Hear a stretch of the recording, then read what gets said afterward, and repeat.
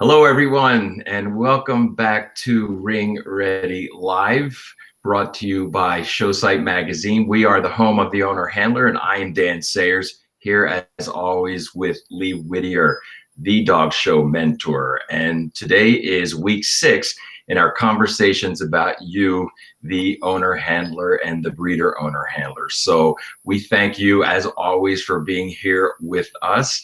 This, as I've said before, is your time. And we hope that you can carve half an hour out of your day, wherever you are, to sit back, again, pour that cup of coffee, pour that glass of wine, and enjoy listening to Lee as she talks about, as she provides answers to the questions that you have. And I encourage you to leave questions for Lee. And if we don't get to them today, we'll get to them next week. So as always, Lee, hello. And because we've got quite a few new owner handlers joining us today, can you remind everyone about Dog Show Mentor Facebook page? All right. The Facebook page is Dog Show Mentor Owner Handlers, and it's a safe place for you to come and ask questions and be positive and share questions and really express your curiosity about things, all things dog show. You said it's a safe place. So any question or anything that they may have that's on their mind, it can be discussed openly and, as you said, safely. That's really important in social media, isn't it?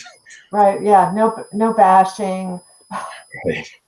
Well, I encourage everyone to join the Facebook page for Dog Show Mentor, and I know that you're going to love the time that you're spending there with Lee. So, Lee, let's get right to it, if you don't mind. Last week we were talking about owner handlers feeling as though they may not be able to compete with professional handlers. But before we continue that conversation, we have some really great questions that have come our way. And I'd like to start with one from Angela. And this is something that a lot of people right now are wondering. And Angela wants to know, Lee, are judges forgiving of puppies when they wiggle?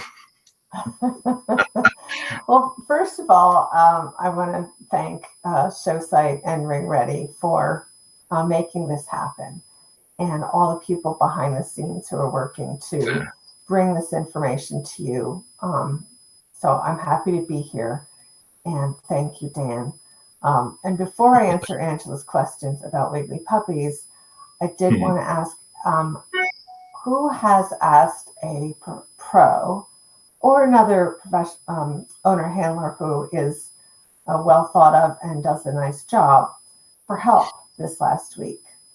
Who took that advice to heart, and what was the outcome?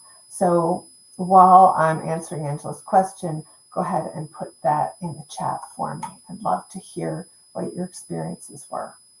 So, wiggly puppies.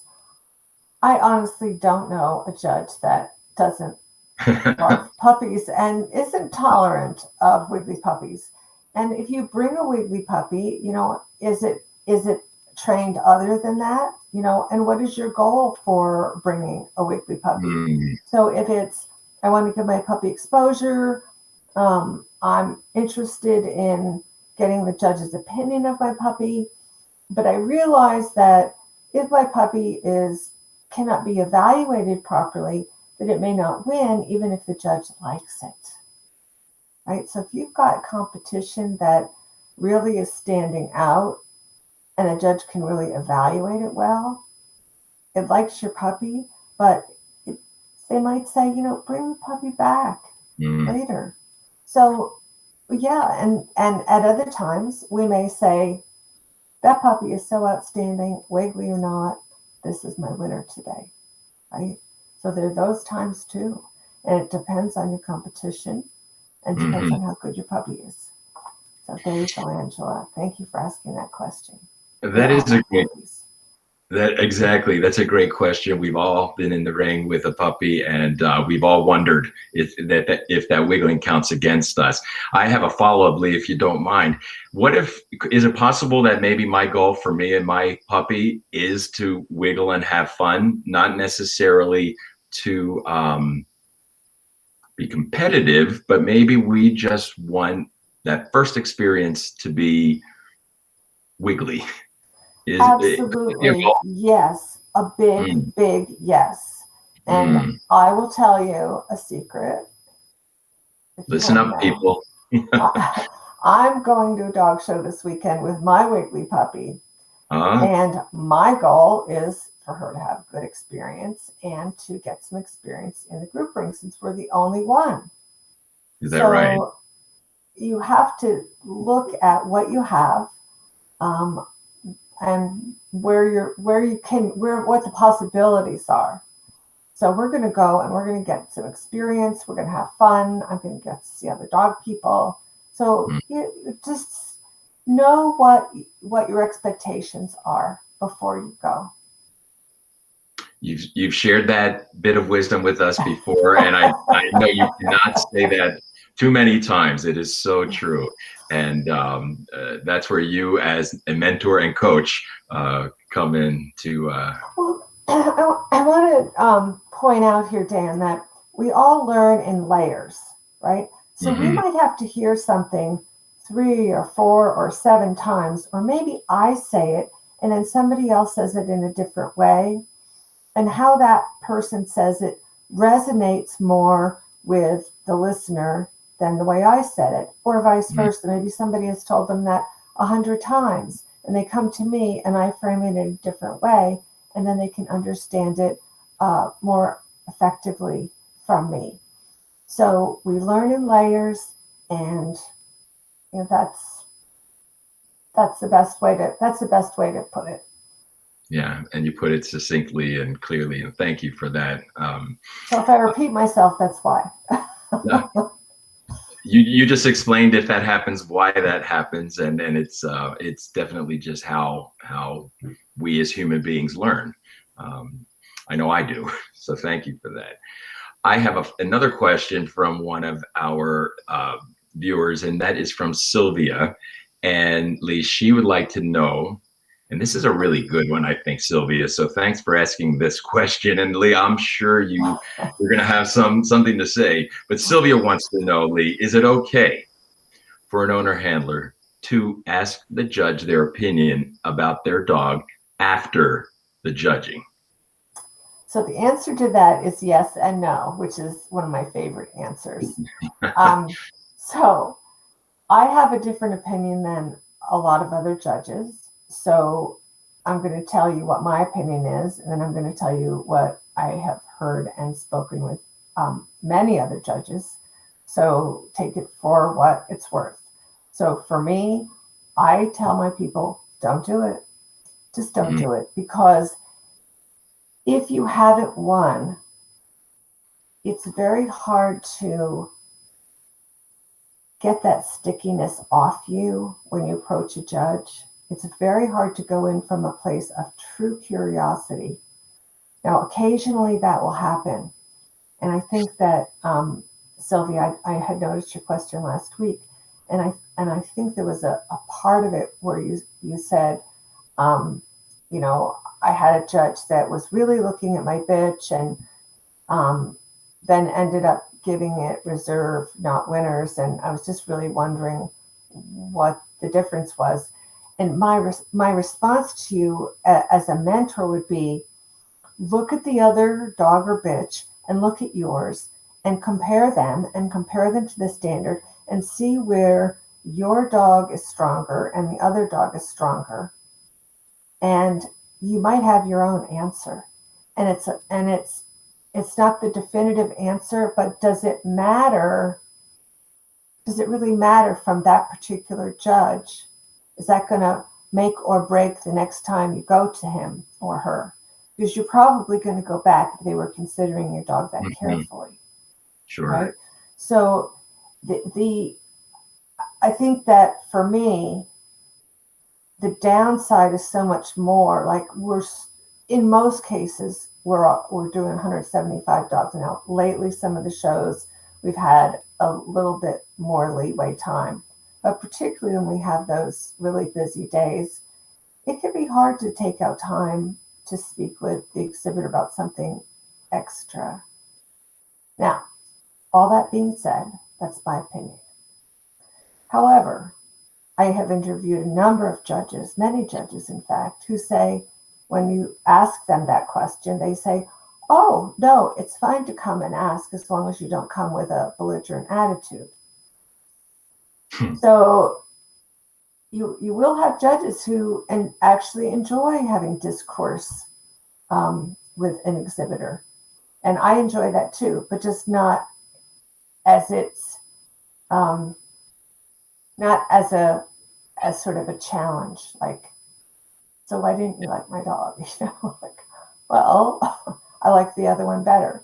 And so, as I said before, you know, the many judges will give you the very unsatisfying answer of, well, I just like the other dog a little better. So there you are. So if I heard you correctly, Lee, there you can ask that question of those judges who would mind one of two ways. One, out of a natural curiosity, you want to learn, there's information that you'd like to have. The alternative, and the way you wouldn't do it, is confrontationally. Why? Oh, for sure. So everybody, let's keep that in mind. And again, it goes back to do your homework on judges. If learn who the judges are who don't mind that, and those maybe who, not that they would welcome it, but that they would be open to the question phrased in a curious way. Would it be beneficial, Lee, for those judges who are open to that, if the dog is there, or should it just, or would it just be a short conversation with just the owner handler and the judge without the dog? You know, often it's helpful if you really want to have a conversation to bring the dog with you. I remember a time many years ago when I asked a judge, so what was, how did you base your decision, And she said, well, bring me your dog and I'll tell you. And I said, well, she's over there in the crate. She said, bring me the dog. And I said, okay. And she said, bring me the dog. Like, she was not going to comment without dog being right there. Yeah. So you're going to get that. And that's, I mean, you should be willing to provide that if the judge asks. They can't always remember. Yeah, that's good advice. If you're going to ask that question, you need to be prepared for any response that the judge has for you. I think you also said, if the judge gives your dog reserve, you've received that judge's opinion, haven't you? You paid for that. The judge has evaluated your dog, and you receive the award. And I think that's, for me personally, if I may, as an owner handler, that's my answer. And Lee, I always will go into a ring. I'm talking to you and everyone I'm finally back at a dog show, Lee. I'm in Tulsa, Oklahoma at the Irish Water Spaniel National Specialty. First dog show that I've been to in over a year, and it feels great. And boy, is it great to see your own breed in a ring together. And I've been involved in my breed for many years, and what I learned to do from my mentors before I go in the ring with a dog, and I'm not showing this year, but when I am, I want to look around before we go in, and I want to say that's the dog to beat. And if I'm right, and my dog is reserved to that other dog, I know exactly why, or I should know exactly why. And maybe if that doesn't happen the way that I think it's going to go, then maybe there will be a question, a conversation. Again, I don't need to ask that question, but many people do, and I'm obviously going off on a tangent here, Lee, but I think that Yes, be prepared. If you're going to ask that question, ask it in a open-hearted way, and be willing to accept whatever response comes your way from the judge. Well, in this, I'm just going to tell everybody that on May 19th, I was going to save this for later, but it's perfect right now. On May 19th, I'm going to have a workshop where you can come learn how to rate your dog against your own standard and see if your dog is in ring ready condition. So look for that link at the end. So we will. For that. That sounds very exciting, and we will let you talk about that a little bit more at the end of our conversation. Lee, I have a question for you from Aylin, and as an exhibitor of a rare breed, Aylin's question I think resonates with me and many of our listeners. And Aylin is asking, is it harder for rare breeds to win a best in show since there are fewer dogs in the class? In other words, they get out of their breed more often, they're in the group, and the odds are that they could find themselves in best in show. Is that, do you share that opinion? Is it harder for the rare breeds to win a best in show? So, Aylin, I'm not totally sure what the question is, but I'm going to try to answer it. So, if you have fewer dogs, it's actually easier to get in the group, right? It's your runway to the group ring. It's your opportunity to show how great your dog is. And so when you say rare breeds, I don't know that you mean, like my breed is not a rare breed, but it is often a low entry breed in terms of just how many are entered, not per AKC. So think about when some breeds have been new, like the petite or the grand, right? I mean, there have been, there's a wire hair Vizsla that's out or was out. There are a lot of different rare breeds that jettison to the top and have become multiple best in show, right? And the reason for that is that they are high in terms of quality. They have the hallmarks of their breed.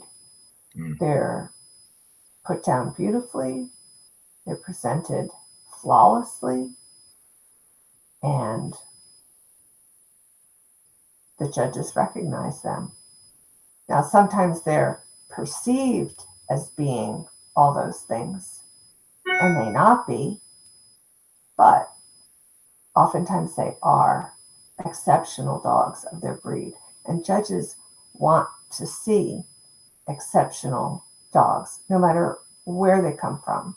So the reason that so many poodles, for example, win bests is that the quality is so high in that breed right now. It has been exceptionally for years. And the people who show them put in thousands of hours learning how to groom them, condition them, get their heads on straight. And once you have that, it's practically unstoppable, right? Okay, so then you have breeds like, I'm just going to say the Grand comes to mind. Another dog that maybe have some exceptional quality, brand new and rare. And it looks like we lost Dan, but I'll keep going.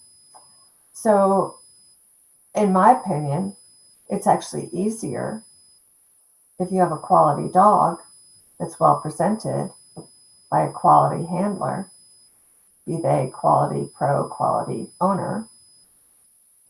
I think it's actually easier because you don't have to go through the breed.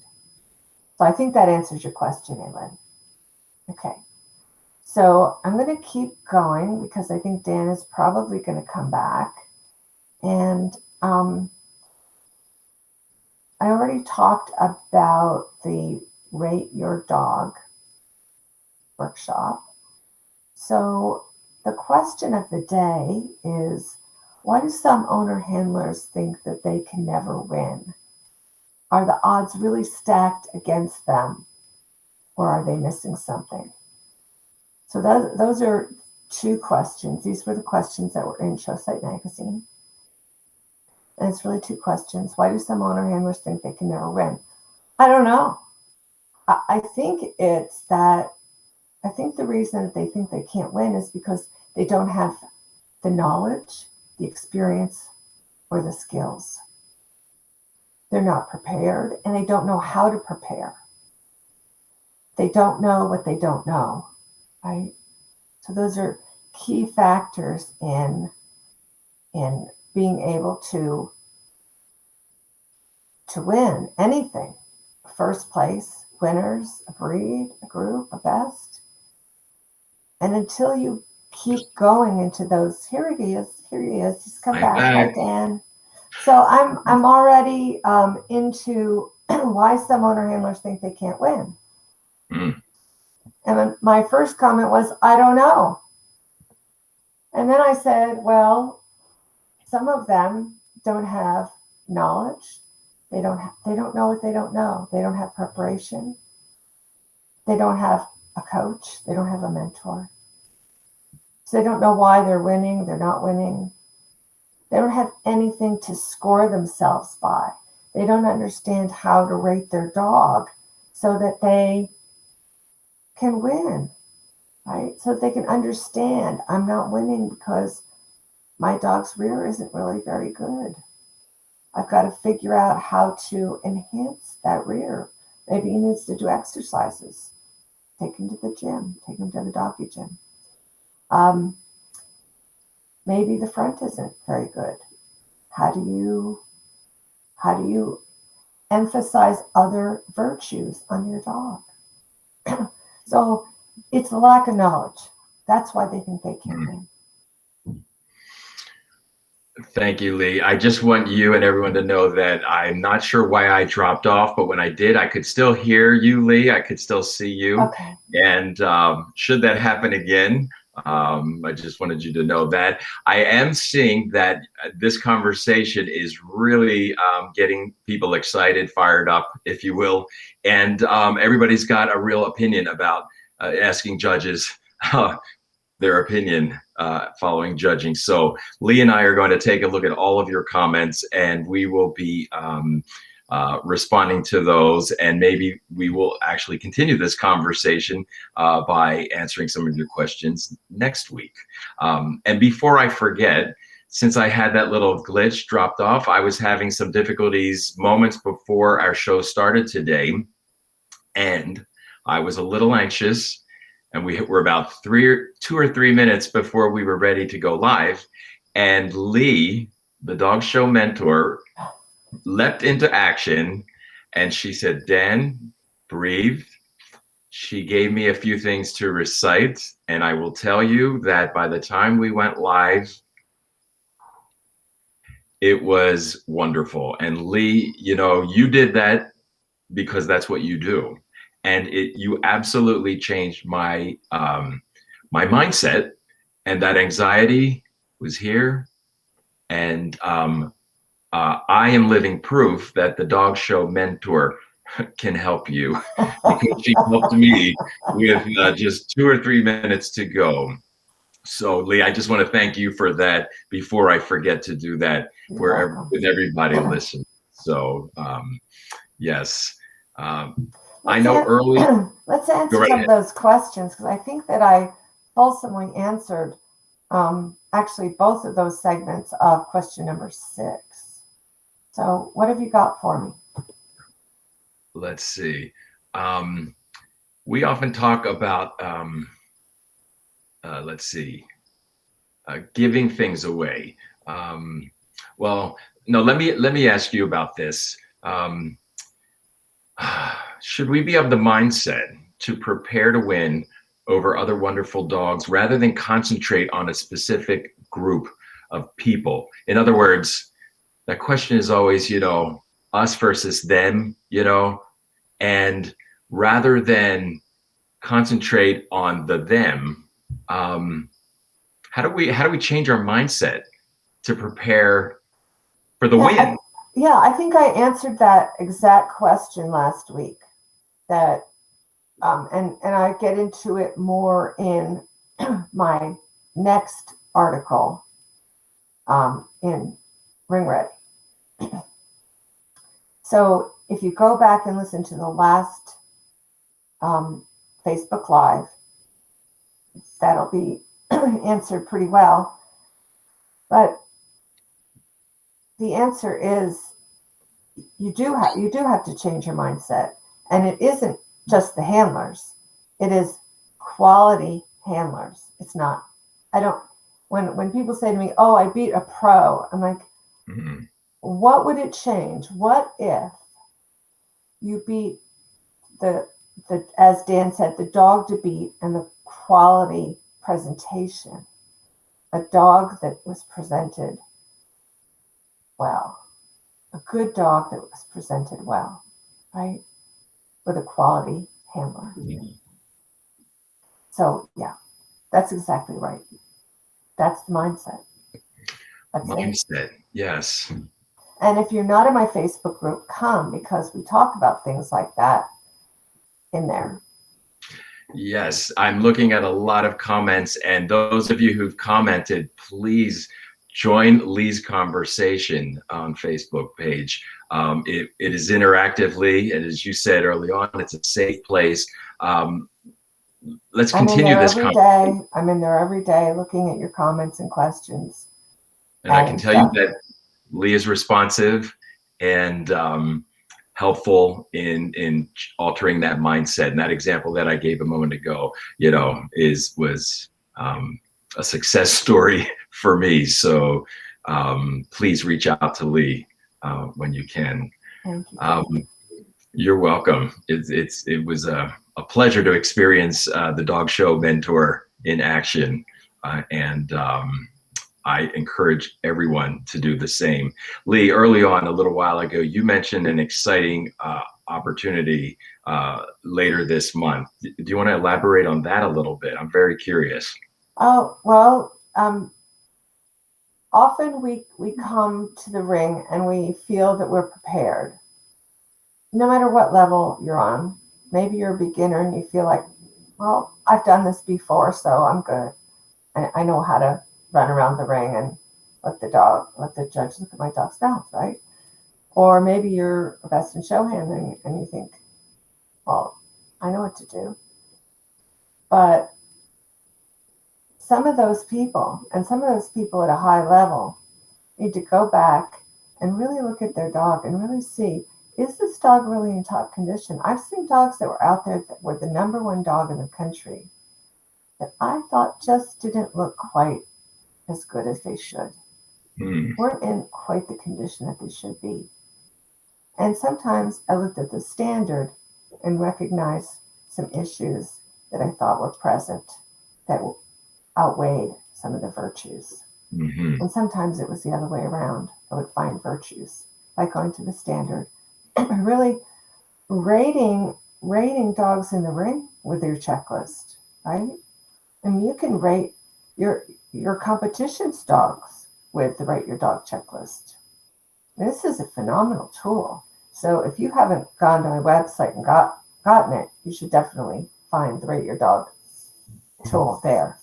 And I'm going to teach you how to use it on May 19th, 5 o'clock Pacific, 8 o'clock Eastern.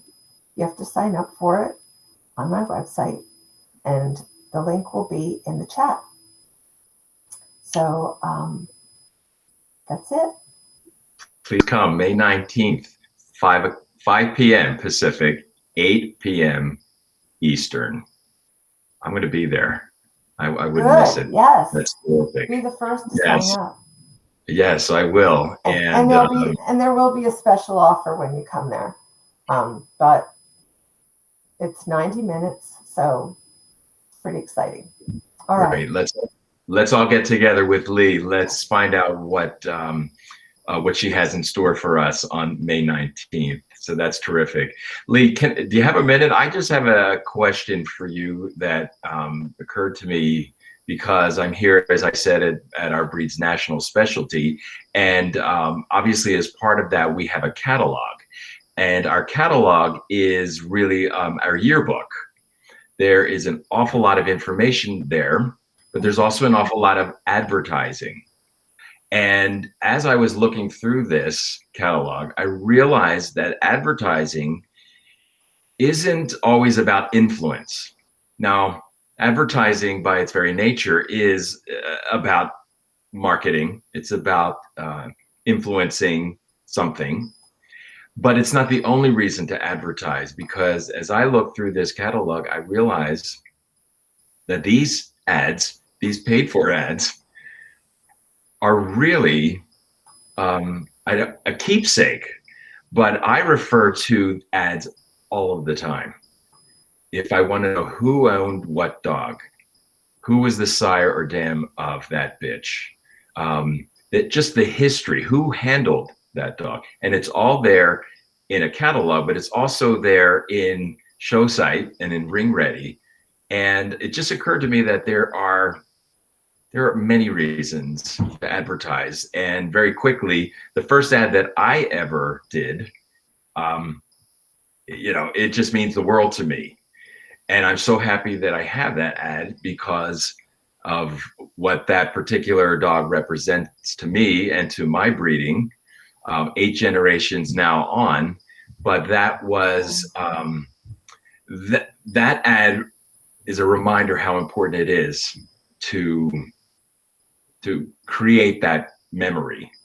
What do you think? I'm just curious what you think about advertising.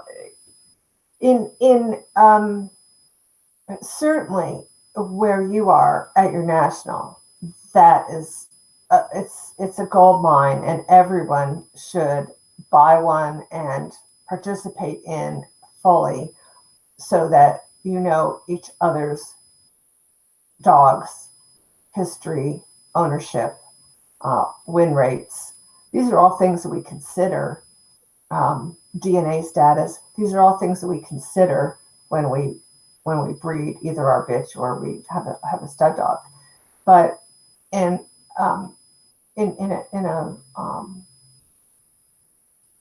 a format for advertising in Ring Ready, for example, and I'm going to give a plug for Ring Ready because I believe so deeply in it, is that it's a really important part of winning and of participating in a sport, any sport, to celebrate your wins.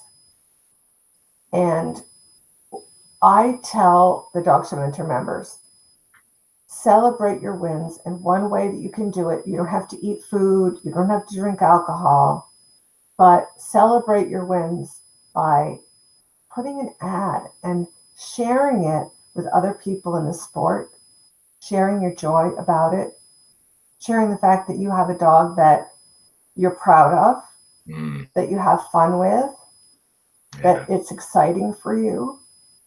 So I'm all for advertising for many different reasons, and each person may have a different one. But I promote advertising as a celebration of our wins. And right now I'm just putting together a little meme with everybody's piles of ribbons from April in the program. And so I ask people to just pile up your ribbons, and we'll just put them in a collage. So because it's fun and people get to see. And I've done other collages with photos of the dog and the owner, the owner handler, and what their status was, number 1 in their breed, number 4 in their breed, maybe their number 1 NOHS, and whatever their status is with their dog, and put those all together. And I did that for the end of the year for people. So it's really a fun project to see the progress that people make, and then put it out there into, hey, look at this. This This is what we dog show people do, and have fun doing it. Yes, it's a That celebration. may have gone farther than you intended, Dan, but No, a celebration is a word that I love. I use it often in my writing. I use it often in my life. And I love that you chose that word. And of course, when we win, let's celebrate it. And thank you for encouraging everyone to do that, Lee. And there's this psychology of seeing your dog, right? Your dog's accomplishments, and it's you and it's other people, right? And for the judge as well, to look back and see, particularly like as a judge, oh, I liked that dog, and there it is in an ad, and it may not be me with the dog in the ad, but I get to see the dog, and I'm like, oh yeah, I remember that dog. That's why I like that dog. That's a nice dog. Or wow, I didn't know that dog that is a gold grand champion also has a versatility. Well, that's cool. Just things that we appreciate knowing. We may not remember it forever. I'm not going to appreciate that X dog forever also had a versatility title, but I might remember if it's multiple best in show, grand champion, and then it did all these other things as well. So after judging for a long time, you see things and notice things. Quick follow-up question, and I don't want to take up too much of your time today, Lee, but it's almost like with your dog, you can, a milestone, celebrate it, let the world know. You're a grand champion bronze, then you're grand champion silver. Celebrate it, let everyone know. You've achieved a personal best, and let the world know. That's and there's a little bit more sense of permanency when you put it in on paper, right? That book, that magazine. There's a more sense of it's a lot longer lasting than on Facebook, for example. We all want to put that on Facebook, and we do, but it lasts longer. And it's prettier too. It is prettier. Showsite magazine is produced, it is printed, to the highest standards, the best quality paper.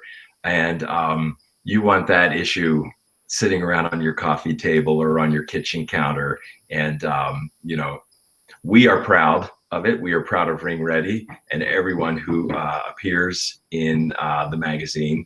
So, and I appreciate that you took some time, because again, I'm influenced by what's going on right now, and that catalog from My National really has me thinking about advertising. And I'm just so grateful for all of the information and all of the celebration that everyone shares with all of our readers and all of our listeners. So Lee, is there anything else that you would like to share before we... What I would like to share is thank you all for commenting in the chat, and I can't wait to see what you said and respond.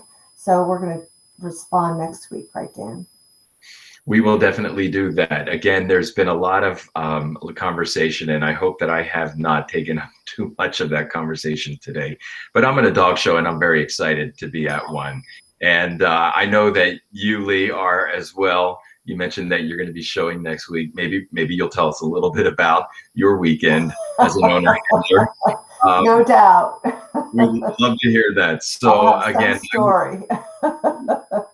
Looking forward to hearing that. So again, thank you for being the dog show mentor to me personally and to all of our listeners. I encourage everyone to reach out to Lee on her Facebook page. Become a member of Dog Show Mentor. I can tell you, it's going to change. It is going to change your mindset, and it is going to, well, you're just in good hands with Lee.